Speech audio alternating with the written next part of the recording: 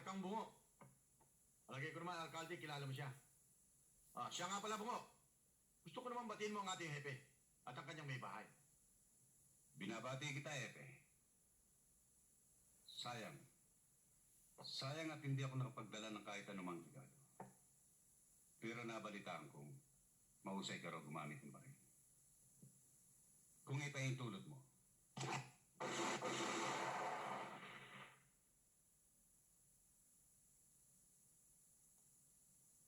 Ano, hepe?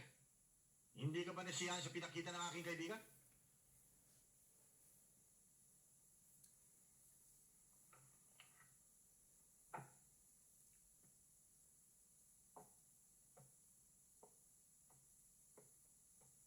Kung tapos na ang iyong kaibigan sa kanyang palabas, maaari na siyang makaalis.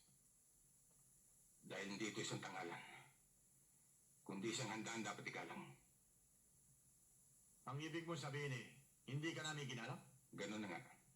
Ma, ininsulto mo kami ng kaibigan ko.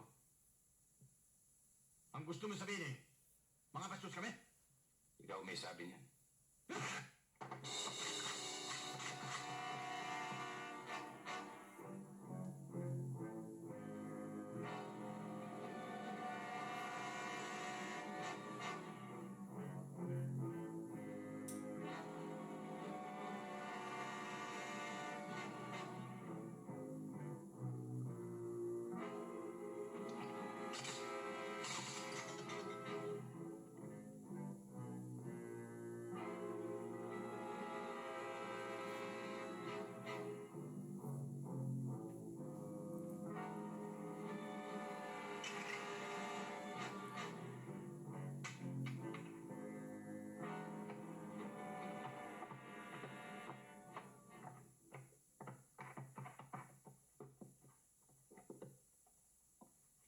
tama ang sabi nila sa akin.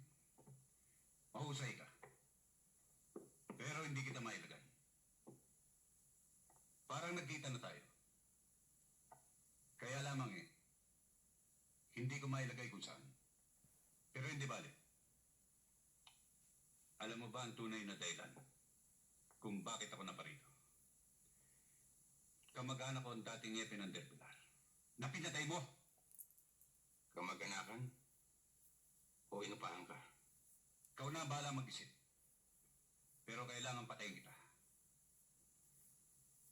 Huwag ka mag-alala. Hindi pa ngayon.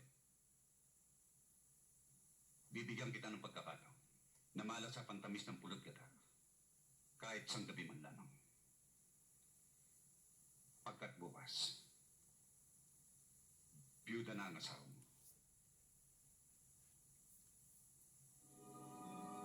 Iintayin kita sa plaza. Pag hindi ka nagpakita, bababa ang lahat ng tauhan ko sa bundok. At ipinapangako ko sa'yo, susunugin ko ang buong bayan ng Del Pilar.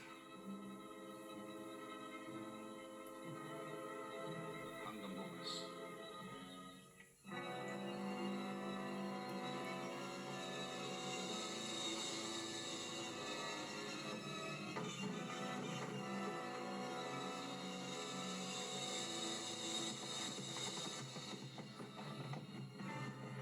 Marcel mo, pupunta ako ng komisara. Kinakailangan makahingi tayo ng tulong. Huwag na, alkalde. Kahit na anong mangyari, hindi madadamay ang bayan ng Del Pilar.